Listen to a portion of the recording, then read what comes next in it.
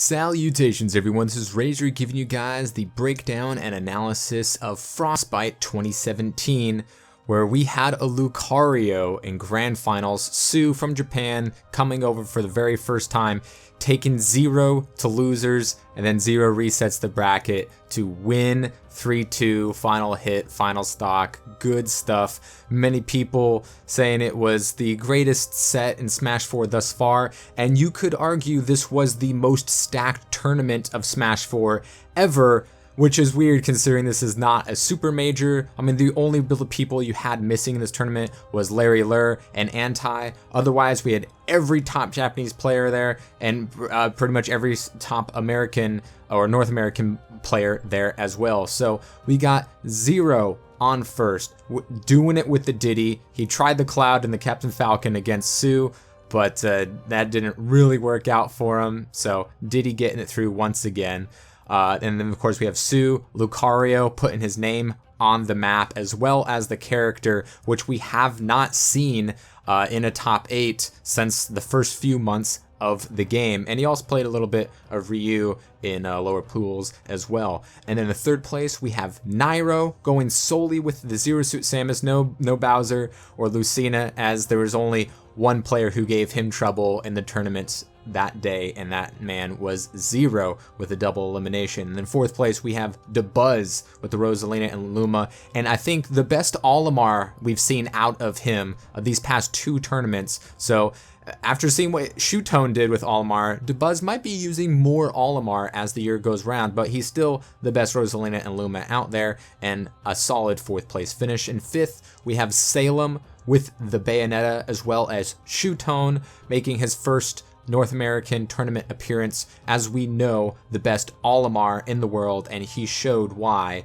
on that day. And then rounding out top 8 and 7th, we got Zenodo, his highest place since being runner-up at CEO last year. And then we have Ally with the Mario, sent to losers very, very early by Komota, a Kirby player, but Ally was actually able to run it back through losers, which is not something we see come very often from Ally, and he was able to secure a top 8 finish. So let's look at the tail of the tape as we start with Ally versus Shutone. Now, Ally, being sent to losers by Kirby at this point, had already taken out half of the Japanese players in the tournament on his way through his losers run, and here he is going up against the last one left on the losers side, the best Olimar in the world, Shutone.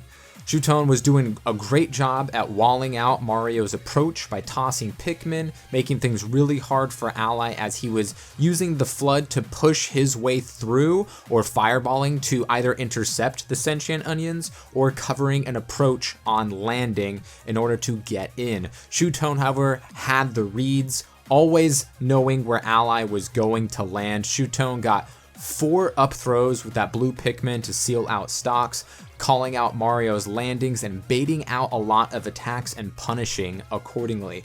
Ally wants in the matchup to get Olimar offstage because of that unsafe recovery, back airs offstage or back airs when Shutone would try to get back to center. Shutone, however, made that unsafe recovery work. He kept Mario at bay, didn't allow a single up smash opportunity coming out of Ally, which is difficult in this matchup against the Olimar, especially when he has that down B ultra armor option available to him, and Ally had a hard time killing the Olimar. Shutone, no such trouble with Mario, and he wins it 3-1. Then we have Zenodo versus Dabuz. The first time these two have met since CEO, where they traded sets, 3-2 for Dabuz on winner side and 3-1 for Zenodo on losers, where Zenodo ended up losing in grand finals to Anti. Dabuz now very familiar with the Diddy matchup, mostly by losing to 0, but Dabuz has this matchup the whole way. Zenodo had a lot of trouble dealing with Luma. Diddy didn't get him off stage nearly at all. Not much of the way of the banana coming out of Zenodo's Diddy, either because he didn't think it was the best option or he didn't have enough space to pull the potassium. After going up 2-0, Dabuz decides to go to Olimar for whatever reason. Maybe he wasn't satisfied with the missed edge guards with Rosa and proceeded to take game 3 with the Olimar for the 3-0 over Zenodo. And then on winner's side, we have the classic Zero versus Nairo. Been a long time since Nairo has gotten the best of Zero, and for a good reason. Zero's movement was perfect for dealing with the Zero suit. Always jumping, always ledge canceling, and always shielding. Nairo could not get many grabs, and when he did, Zero would DI perfectly out. Zero's speed and constant running, then shielding with Banana to take advantage of ZSS's poor neutral game, and just punishing like it's nothing, made this a very easy matchup, it seemed, for Zero. Down throw, up air, 4 times for 4 kills. Zero, having no issues whatsoever, wins it 3-0 easily. Then we have Sue versus Salem. Salem, top Bayonetta versus the top Lucario in top 8? What is this? One of the most stacked tournaments ever, the most Animu matchup that there is, Lucario versus Bayonetta. A lot of people weren't ready for these obscure characters coming out of Japan, many of them traveling to America, like I said, for the first time, and that includes a Lucario that not many have had a lot of practice with. Now, Salem does have some experience against Day, America's best Lucario, and Salem started off very well, didn't try to push too much, very well aware of how early Lucario can kill with the Aura Rage mixture, but I think the hesitance on his part was detrimental to him. Sure, you want to minimize the possibility of Aura becoming a factor, but the ability of Bayo to suffocate her enemies with hitboxes is how she should be played even in this matchup. Gets the witch time on the back air for the first stocks, but didn't witch time for the next 2 back airs, and that's where Sue won game 1. Game 2, Salem makes the adjustment and gets aggressive. Salem takes game 2, putting all the aerials in the right places. Game 3, Salem kept up the aggression, but on a couple of odd whiffs, Sue punished him so hard with those back airs and up airs, especially with Bayonetta being such a light character. When Sue has just enough rage and aura, makes those kills very early, especially if you can catch Bayonetta with her lagging landing after using so many specials. Sue was catching Bayonetta, landing on the tri-platforms, and Bayonetta's weight combined with rage and aura means Lucario is a mean dude. Sue comes back and takes game 3, and in game 4 simply would not die, and with max rage and max aura gave Salem way too much to deal with some key DI early on, and Bayo not being able to take that stock off even when Lucario is off stage and then landing back with all that lag. Sue takes it 3-1 and goes on to winners finals. Then we have Nairo versus Shuton. Another short character for Nairo to try to paralyze and grab, but Nairo had little trouble getting Shuton in the air and did it often. Shuton did a good job at being just out of range and air dodging a few key aerial options, but after 3 or 4 misses, Nairo had the coverage. At the ledge, Nairo had the callouts, but not enough to get the kill in most cases. As many times that Nairo went to attack, Shuton had just as many ways to avoid or minimize knockback opportunities. Nairo goes up 2-0 and Shuton goes back to FD. Always a solid pick for Olimar, and we see quickly why Shuton went back. He took full advantage of all of Nairo's misses with the end lag on those up smashes, side Bs, and whiffed grabs, especially catching the short hops with the forward smashes and grabs with the Olimar. Shuton takes game 3 and game 4 that was marred with many mistakes coming out of Nairo. Shuton's recovery mix-ups just went to show how well Shuton is at reading his opponents, and even turned up the accelerometer on the stage and the platforms, making Nairo panic and go for something unsafe, or chasing the Olimar to where Shuton can mix up his grabs and aerials.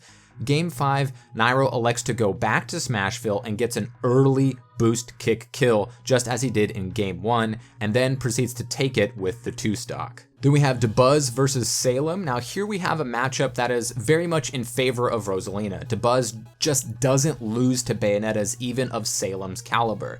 The Luma bodyguard makes it really difficult for Bayonetta to approach, and when Luma gets witch timed, it doesn't affect Rosalina given an appropriate distance between the two, giving Rosa so much stage control and one of those few characters that can actually do something against Bayonetta in the air with the disjoint of her aerials and as well as the range. Dabuz kept Salem at the ledge and gave him forward smash after forward smash. Either Salem held on the ledge too long, didn't recover close enough, or was punished right out of shield. Luma once again proved too much for Bayonetta, and Dabuz takes it as a clean 3-0. Then we have winners finals, Sue versus Zero. Now Zero decides to go Diddy in game 1 because Sue has so much practice against Clouds, banking on Sue's lack of experience against top Diddy play instead of the matchup that is very much in favor of Cloud that Sue has so much practice against.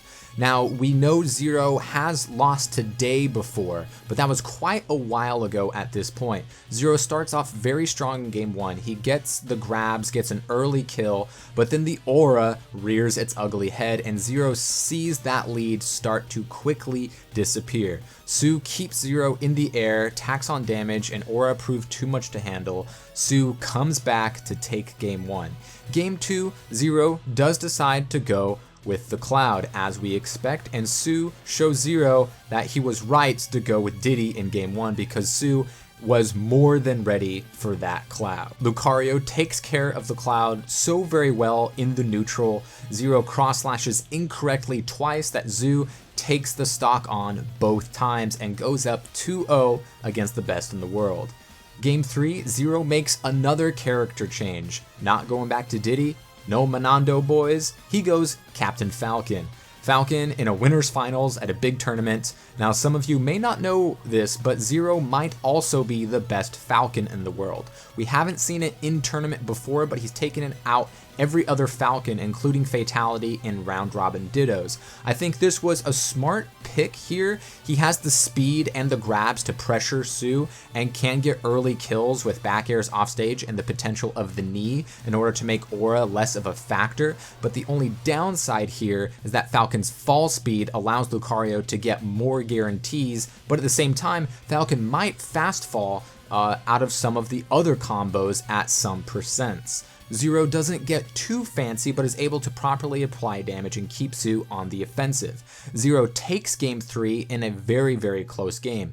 Game 4, Zero can't secure the early first stock quickly enough, and Lucario is a freight train that is too dangerous to try to stop, and Sue makes the right read for the victory in the 3-1 set.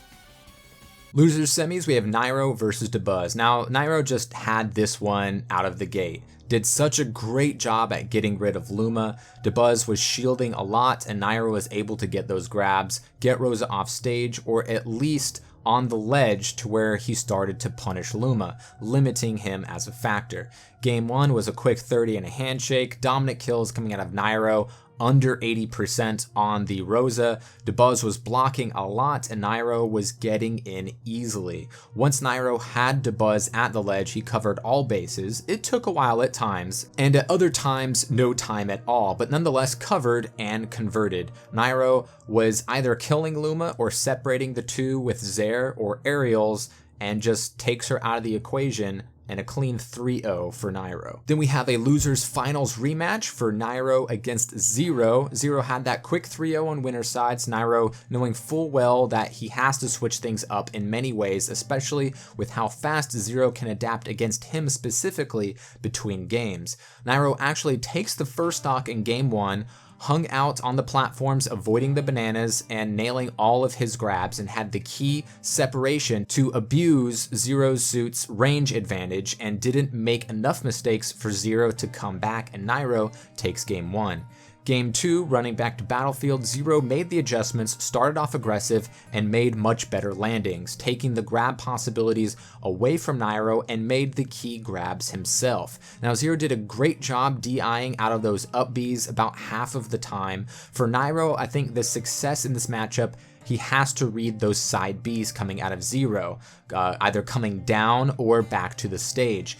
Now, it is such a hard move to see, especially with the B reverses coming out of Zero, so you basically just have to make a guess, which is not something you want to rely on against Zero. Nairo continued the aggression that paid off in game 1, but it all comes down to getting those grabs.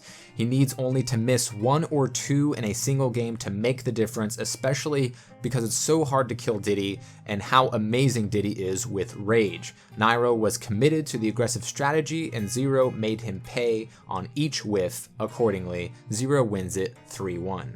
So that brings us to Zero versus Sue. This grand finals was incredible. Many saying it's the best set in Smash 4 so far. Very reminiscent, I would say, of Zero's first set against Renai, going up against an unorthodox character that he doesn't have much practice with, from a Japanese player that he's never faced before, as he's never traveled before, and each game being so nail-bitingly close, even when sometimes it doesn't seem as such. Zero makes the right call here and starts off with Diddy Kong. Probably best to stick with Diddy here. It's his most experienced character and gives him the best chance to reset the bracket, because as we know, he has to win 2 sets in order to take the tournament. Go with familiarity here. The counter picks didn't work and weren't consistent enough. The Cloud certainly wasn't the answer, so he at least has that knowledge going in that he's just gonna go mainline Diddy. There's no reason to switch. If he's gonna lose, he's gonna do it with Diddy. Zero, of course, knows very well how important it is not to allow Aura plus Rage factor allow the comebacks possible, but Sue mostly made that unavoidable. Lucario's weight made Zero wait 10 to 20% before his down tilt into smashes would kill, as he's much more accustomed to fighting top tiers, which are pretty much all lightweight characters. So this change allowed Lucario to frustrate Zero's confirms, which means more aura and more rage. And the more aura comes a better extreme speed recovery coming out of Lucario, narrowing Zero's window to punish the otherwise very punishable recovery, as well as staling Zero's kill moves. So Zero had to be more cautious as the percent went up. He was safe to be aggressive early, as the threat of the back air won't kill without aura and rage, but at the same time, Zero probably didn't want to do anything to allow any sort of punish, so he couldn't be killed immediately as Lucario went into the higher percents. So Zero did what he could against the extreme speed, which was very key in the first set. Sue was well aware of what Diddy can do offstage, especially because of Lucario's lackluster aerials when going up against Diddy's. So we saw a lot of early extreme speeds, doing a good job at times, putting him far enough either for Zero not to be a punish especially well. So Zero got a spike on one, he was able to back air another, and up tilt one, recovering on stage. Zero resets the bracket 3-1. Set 2, Zero did a lot of his work by forcing Sue to recover on stage with the bananas and the aerials being thrown off stage, trying to avoid another spike or another stage spike, and Zero was able to punish continually until he got the kill. Zero started off game 2 with 100% on Lucario without taking any damage, but Sue continued once again to bring it back. The threat of Aura Sphere was often enough to keep Zero away, but aside of that game 1 kill on the ledge, Zero did a good job at avoiding the Aura Sphere, so Sue decided that more Aura Sphere play was called for, more so in set 2, and used it to great effect. We saw 2 Aura Sphere charge cancel into up smashes on Zero's landings, and covered the ledge as he should, converting into a snipe across the stage as Zero decided to go under. But when he needed it most, Sue made a key mistake at firing his Aura Sphere the wrong way, leading to Zero taking that game 3 for the set lead. But game 4, given the same opportunity, Sue nailed his aerial Aura Sphere to force game 5, where of course it was last stock, last hit situation, and after 3 hard punishes on extreme speeds landing on stage, 0 takes it. What a tense set. The rest of 2017 has a lot to live up to after that. Who is the best, Lucario? Who is the best? Who is the best? You tell me. 0. That's right. Don't question.